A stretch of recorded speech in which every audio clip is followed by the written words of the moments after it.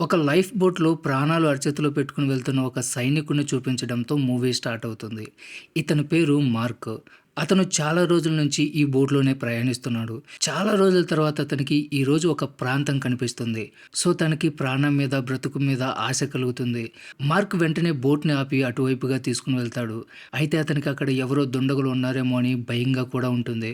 కాబట్టి బోట్‌ని ఒక దగ్గర దాచి సైలెంట్‌గా నడుచుకుంటూ వెళ్తాడు. కొంచెం దూరం వెళ్ళిన తర్వాత అతనికి ఒక చర్చి కనిపిస్తుంది. మార్కు ఆ చర్చిని చూసి చాలా ఆశ్చర్యానికి లోనవుతాడు. ఎందుకంటే అంత నిర్మానుష్యమైన ప్రదేశంలో మనిషి ఆనవాలు కూడా ఉండదు. అలాంటిది ఇక్కడ చర్చి ఎలా ఉంటుంది అనుకుంటాడు.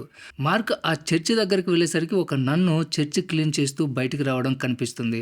ఆ నన్ను మార్క్‌ని సడెన్‌గా అక్కడ చూసి భయపెడుతుంది. మార్క్ నన్నుతో "మీరు కంగారు పడకండి. నేను జపనీస్‌ని కాదు" అని చెప్తాడు. సో, ఆమె అతన్ని లోపలికి రమ్మని పిలుస్తుంది. వెళ్ళేటప్పుడు మార్క్ అక్కడ ఒక సమాధిని చూస్తాడు. కానీ అది ఎవరిదని అడగడు. తర్వాత నన్ను తన గురించి చెప్తుంది. "నా పేరు ఏంజెలినా.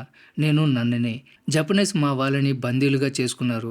మేము అక్కడికి చేరుకునేలాగా వాళ్ళని మాయం చేశారు" అని చెప్తుంది. అప్పటినుంచి వాళ్ళ గురించి ఏ వివరాలు తెలీదు. కొంతమంది నన్స్ అందరిని వాళ్ళు అమ్మేశారని అనుకుంటున్నారు. ఇంకొందరు చంపేశారు అనుకుంటున్నారు. ఇవన్నీ కూడా ఈ చర్చ్ ఫాదర్ భరించలేకపోయారు. ఆ దిగులుతోనే ఆయన చనిపోయారు అని చెప్తుంది. అంతేకాకుండా అక్కడ ఉన్న సమాధిని చూపించి, "నేను నా చేతులతోనే ఫాదర్‌ని అక్కడ పూడ్చిపెట్టాను" అని చెప్తుంది. "అప్పటినుంచి నేను ఇక్కడ ఒక్కదాన్నే ఒంటరిగా ఉంటున్నాను. నన్ను కాపాడడానికి ఎవరు ఇక్కడికి రాలేదు. బహుశా నేను కూడా చనిపోయాను అని వాళ్ళు భావించుండొచ్చు" అంటుంది. ఇప్పుడు మార్కు తన గురించి చెప్తాడు. "నేను ఒక అమెరికన్‌ని. నేను వస్తున్న షిప్ మీద శత్రువులు దాడి చేశారు. అయితే అదృష్టం బాగుండి నేను ప్రాణాలతో బయటపడ్డాను. సరైన టైంలో నాకు ఒక బోట్ దొరికింది. ఆ బోట్ ఉండడం వల్లనే ఈరోజు ప్రాణాలతోని ఎదురుగా నిలబడి ఉన్నాను" అని చెప్తాడు. అయితే బయట పరిస్థితి ఏమీ బాగోలేదు. ఎవరి ప్రాణం అన్నా ఎవరికీ లెక్కలేదు. నాకైతే మిమ్మల్ని చూసి చాలా ఆశ్చర్యం కలిగింది. "మీరు ఇన్ని రోజులు ప్రాణాలతో ఎలా ఉన్నారు" అని అంటాడు. అప్పుడు నన్ను నవ్వుతుంది కానీ ఏమీ సమాధానం చెప్పదు. కొంచెం సేపు తర్వాత ఇద్దరు తినడానికి ఏమైనా దొరుకుతుందా అని వెతుకుతూ ఉంటారు. అప్పుడు మార్కు ఒక చెట్టు మీద ఎక్కి కొన్ని నారింజ పండ్లు కోస్తాడు. అదే సమయంలో మార్క్‌కి అక్కడ ఒక గుహ కనిపిస్తుంది. అయితే వాళ్ళకి తినడానికి ఏదైనా ఆహారం కావాలి. అందువల్ల వాళ్ళు ఆహారం కోసం ఇంకా ప్రయత్నం చేస్తూ ఉంటారు. సరిగ్గా అదే టైంలో సముద్రంలో ఒక తాబేలు కనిపిస్తుంది. వెంటనే దాన్ని పట్టుకోవడానికి బోట్ ఎక్కుతారు. నన్నిని కూడా అందులో ఎక్కిస్తాడు. ఇద్దరూ దాన్ని వెంబడిస్తారు. అయితే దాన్ని పట్టుకోవడం అంత సులభం కాదు. ఒకసారి మార్కు నీళ్ళలోకి కూడా పడిపోతాడు. తర్వాత వాళ్ళు ఏదోలాగా దాన్ని పట్టుకొని తినేస్తారు. అప్పుడు మార్కు "నేను 300 కిలోమీటర్లు ఈ పడవలో ప్రయాణించాను" అని చెప్తాడు. అయినా కూడా నేనెప్పుడు భయపడలేదు అంటాడు. ఎందుకంటే ఎప్పటికైనా ఈ యుద్ధం ముగిసిపోతుందని నాకు నమ్మకం ఉంది. నిజానికి నేను ఒక అనాథని. 14 ఏళ్ళు నేను ఒక అనాథాశ్రమంలోనే ఉన్నాను. ఆ తర్వాత దేశం కోసం ఏదైనా చేయాలని ఆర్మీలో జాయిన్ అయ్యాను అంటాడు. అప్పుడు నన్ను "నేను కూడా ఒక అనాథనే.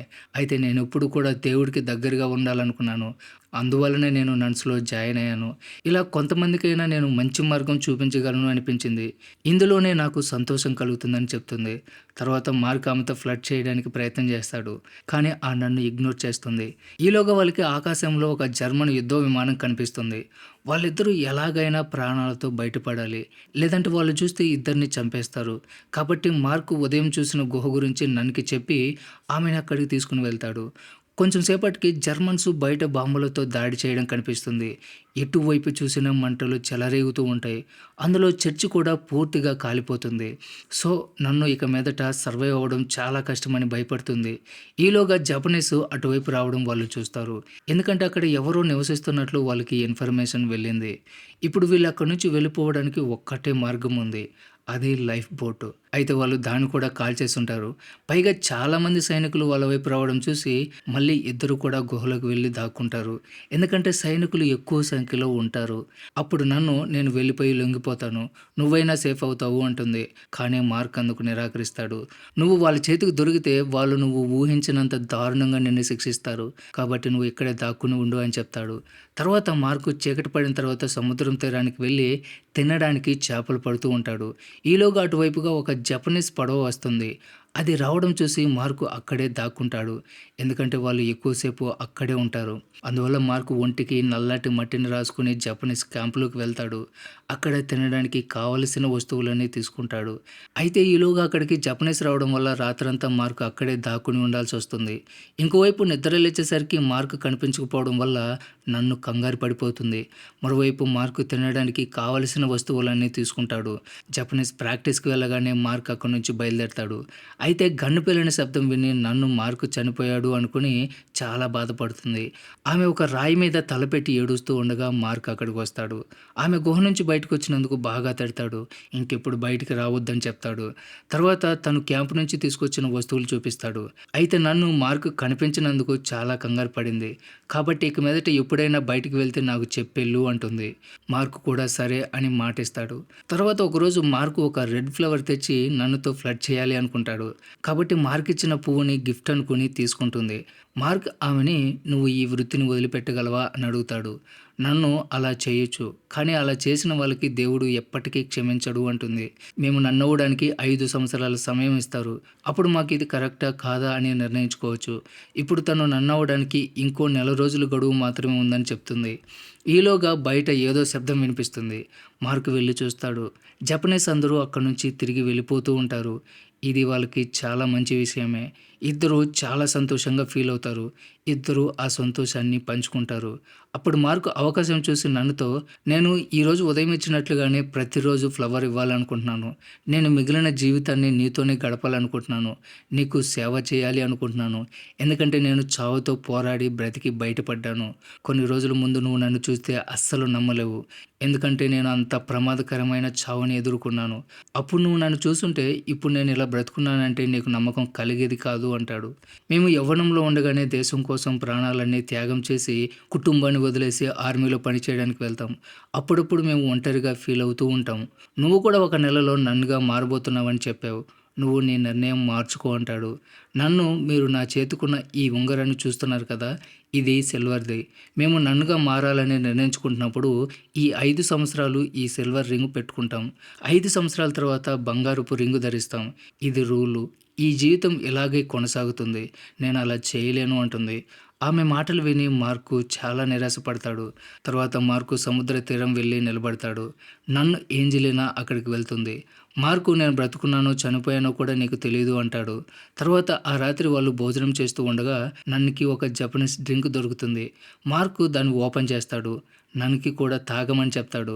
అయితే మార్క్ ఎక్కువ మోతాదులో డ్రింక్ చేస్తాడు. అందువల్ల అతని నోటి నుంచి విచిత్రమైన మాటలు బయటకు వస్తూ ఉంటాయి. "నువ్వు నన్నుగా ఉండి ఏం చేస్తావు? నన్ను పెళ్లి చేసుకో" అంటాడు. అక్కడితో ఆగకుండా ఆమె పట్ల తప్పుగా ప్రవర్తిస్తాడు. సో నన్ను భయపడి బయటికి పారిపోతుంది. ఆమె రాత్రంతా అడవిలోనే గడుపుతుంది. తర్వాత రోజు ఉదయాన్నే మార్కు నిద్ర లేచి నన్ను కోసం వెతుకుతూ ఉంటాడు. ఆమె ఒక ప్లేస్లో స్పృహ లేకుండా పడిపోయి ఉంటుంది.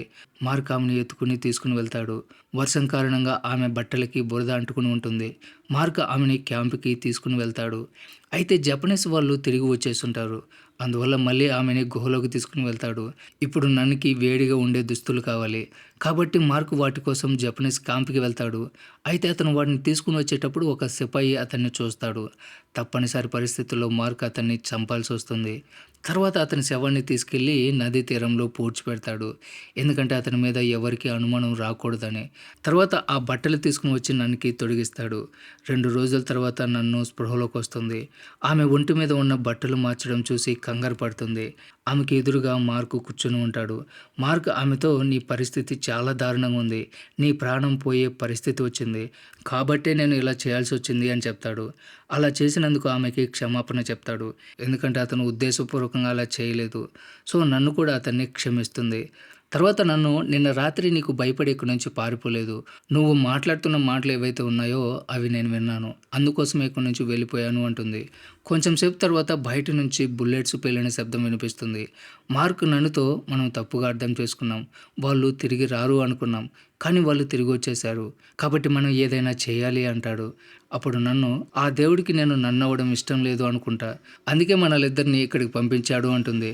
కానీ మార్కు ఆమె మాటలు అంగీకరించడు. బయటికి వెళ్ళి చూస్తాడు. చుట్టూ జపనీస్ సోల్జర్స్ ఉంటారు. మార్క్ నన్నుతో వాళ్ళకి చనిపోయిన సోల్జర్ దొరికిపోయి ఉంటాడు. అందువల్లనే అతన్ని చంపిన హంతకుడు కోసం వెతుకుతున్నారు. వాళ్ళు సోల్జర్‌ని చంపిన హంతకుడు దొరికే వరకు వాళ్ళు ఇక్కడి నుంచి వెళ్లరు అని చెప్తాడు. ఈ విషయం చెప్పిన వెంటనే నన్ను చాలా భయపడుతుంది. వెంటనే ప్రేయర్ చేయడం మొదలుపెడుతుంది. మార్క్ నన్నుని కాపాడటం కోసం తనని తాను బలి చేసుకోవాలి అనుకుంటాడు. వెళ్ళి వాళ్ళ ముందు లొంగిపోవాలని నిర్ణయించుకుంటాడు. అయితే నన్ను అతన్ని ఆపుతుంది. ఈలోగా బయట నుంచి శబ్దం వినిపిస్తుంది. వాళ్ళు ఆ గుహని కనిపెట్టేసుంటారు. కాబట్టి లోపల ఉన్న వాళ్ళు ఎవరైనా సరే బయటికి రావాలి. లేదంటే గుహని బాంబుతో పేల్చేస్తామని చెప్తారు. సో మార్క్ తను చనిపోతాడని నిర్ణయించుకొని ఒక పక్కన నిలబడి ఉంటాడు. నన్ను భయంతో ప్రేయర్ చేస్తూ ఉంటుంది.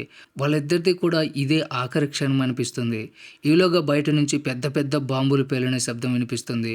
అక్కడ అమెరికన్ సోల్జర్స్ అక్కడికి వచ్చుంటారు. మార్కు కొంచెం సేపు తర్వాత బయటకు వచ్చి చూస్తాడు. జపనీస్ సోల్జర్స్ అందరూ కూడా చనిపోయి ఉంటారు. వాళ్ళు అమెరికన్ సోల్జర్స్ కోసం ఫిక్స్ చేసిన బాంబుని మార్కు అతి కష్టం మీద తొలగిస్తాడు. అతనికి గాయాలు కూడా అవుతాయి. కానీ మార్క్ అలా చేయడం వల్ల చాలామంది సోల్జర్స్ ప్రాణాలతో బ్రతికిపోతారు. కొంచెం సేపు తర్వాత నన్ను గుహలో నుంచి బయటకు వస్తుంది. మార్క్ గాయాలకి నన్ను కట్టుకడుతుంది. అప్పుడు మార్క్ ఇదే మన చివరి క్షణం. తర్వాత మనం ఎప్పటికీ కలవకపోవచ్చు అంటాడు.